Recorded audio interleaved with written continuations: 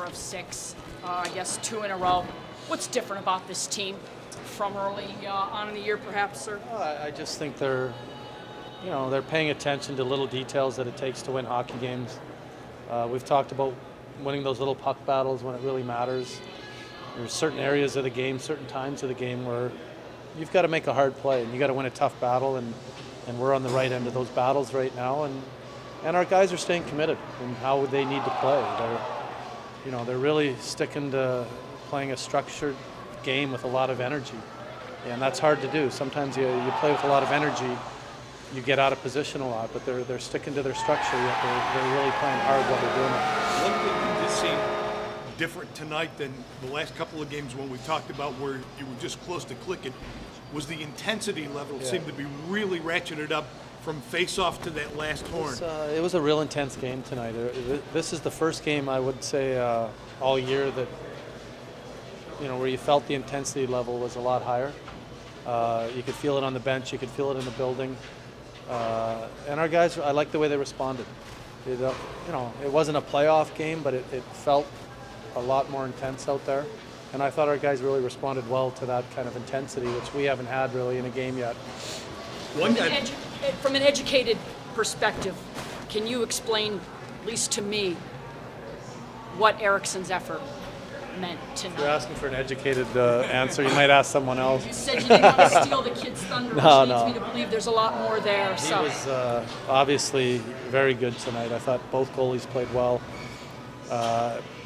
He just looked tonight like he felt more comfortable than I've seen him in the past. And, he looked like he was just playing the game, following the puck real well, not second-guessing himself.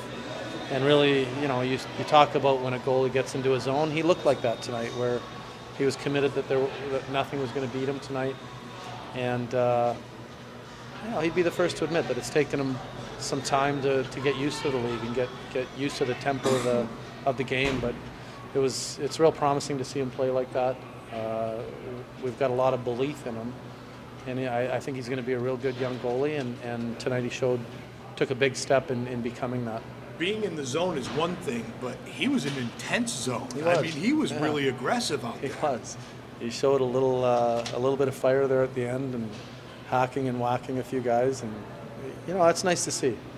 You want to see players on your team that care, and even Mullen stepping in tonight and fighting a guy that doesn't normally fight.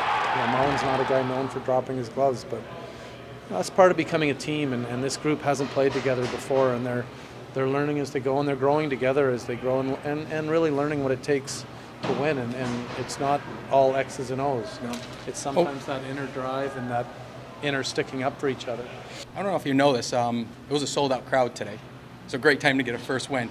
Now, we asked Eriksson, is the chemistry, the camaraderie of the team just starting to grow? Do you see that every day? I think so. Sometimes teammanship and growing as a team comes in different ways and different forms. And when you're losing, you got to come together as a group. You can't go in separate directions. You got to stay close-knit, keep pulling the same direction, and our team has done that. Even when we weren't winning some games, I really liked the way they were sticking together, and then you start to win, and then that bond even gets a little closer. And they're learning as they go. Like this group, like I said, they've never played together. There's not one guy that's played with another guy on the team, so it's kind of neat watching them grow as a unit.